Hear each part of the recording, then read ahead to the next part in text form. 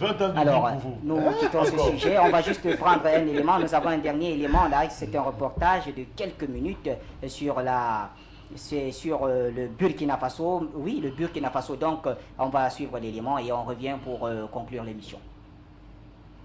Connus pour leur engagement contre le régime de Blaise Compaoré, deux chanteurs burkinabés ont annoncé la création du Ballet citoyen, un mouvement contre la malgouvernance inspiré du Y'en a marre sénégalais. C'est un mouvement qui a été mis en place pour répondre à une certaine injustice sociale, à la crise qu'on est en train de traverser jusqu'en horizon 2015.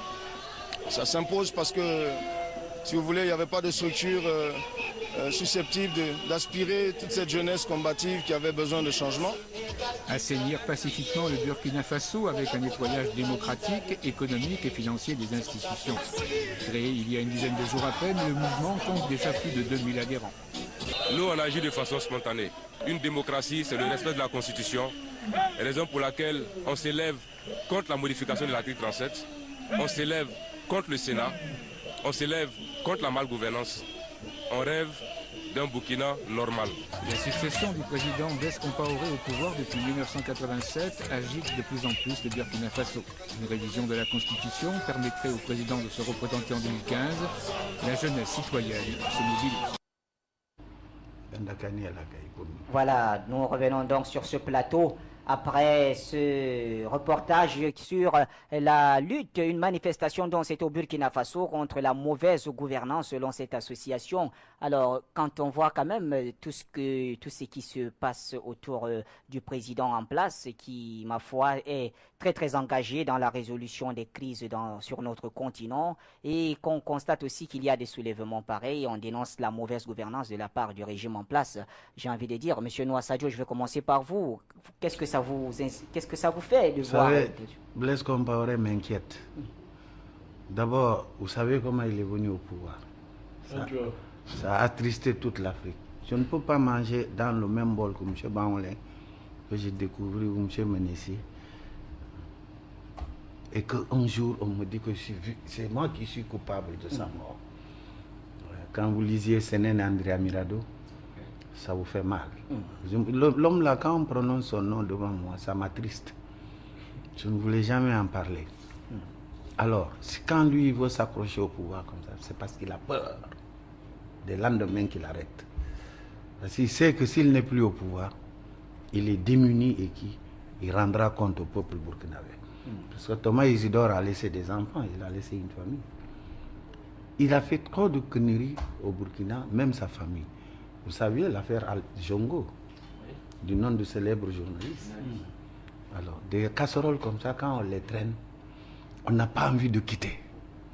Mais les gens propres, comme en certains pays où je connais, comme le Cameroun, propres comme ça, tu peux partir. Parce que tu as fait un travail imminent. Ceux qui reconnaîtront, il n'y a jamais d'unanimisme en politique. Mais on peut améliorer. Et ce monsieur a traîné beaucoup de casseroles. On le cite dans des crises. Et moi, à mon humble avis, je ne sais pas comment on se débrouille jusqu'à faire de lui un médiateur ou c'est interplanétaire. C'est dommage. Après avoir traîné une cause aussi ignoble comme ça, la mort de son ami Thomas Sankara, qui disait dans un livre, s'il y a quelqu'un qui peut me faire du mal, c'est Blaise, parce qu'il connaît le nombre de mes chevaux. C'est triste. Voilà, c'est triste, mais c'est pas triste de vous avoir sur ce plateau parce qu'on vous donne aussi rendez-vous la semaine prochaine. Merci. Voilà, M. Noah Sadio. Alors, Rochungantia, vous êtes en ligne, me semble-t-il. Alors, nous sommes en train de boucler l'émission, mais avant, je voudrais quand même votre réaction sur ce reportage que nous venons de voir sur le Burkina Faso.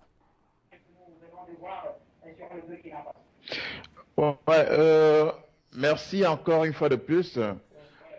Si les Burkinabés ont décidé de se réveiller pour réclamer ce qui leur est dû, ce n'est que de bonne guerre. C'est un peuple qui a été tellement cerné et distrait pendant des années. Ils ont lutté une fois pour leur libération à travers Sankara et Sankara a été éliminé très lâchement. Merci à la manigance du feu au fouet de Boigny qui a bien pu manœuvrer tout cela avec notre Blaise Compaoré. Je pense que s'il est temps, si les Burkinabés décident de réclamer dans leurs droits, que ce soit leur printemps aujourd'hui. Alors, Moi, je les soutiens de tout cœur. Hein. Donc, vous prédisez un printemps burkinabé et nous, on va vous remercier, Alain Roche-Ngantia, pour pour être resté avec nous depuis pratiquement 5 heures du temps, malgré le ramadan, j'allais dire. C'est moi qui vous remercie et je dis bonsoir à tout le plateau. Voilà, Alain Roche-Ngantia, donc, à qui on donne rendez-vous la semaine prochaine. Il sera là et certainement avec encore beaucoup d'analyses. Maître Momo, vous aussi, on va vous remercier, mais peut-être un mot à dire sur ce reportage. J'aimerais... Ou sur autre chose, hein. Nous avons parlé de beaucoup de choses ici.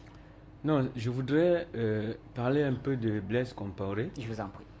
Pour lui dire que je lui souhaite longue vie, mais vraiment longue vie de souffrance, parce que je ne sais pas où se trouve Mariam Sankara aujourd'hui et tous les enfants, les orphelins que Sankara nous a légués.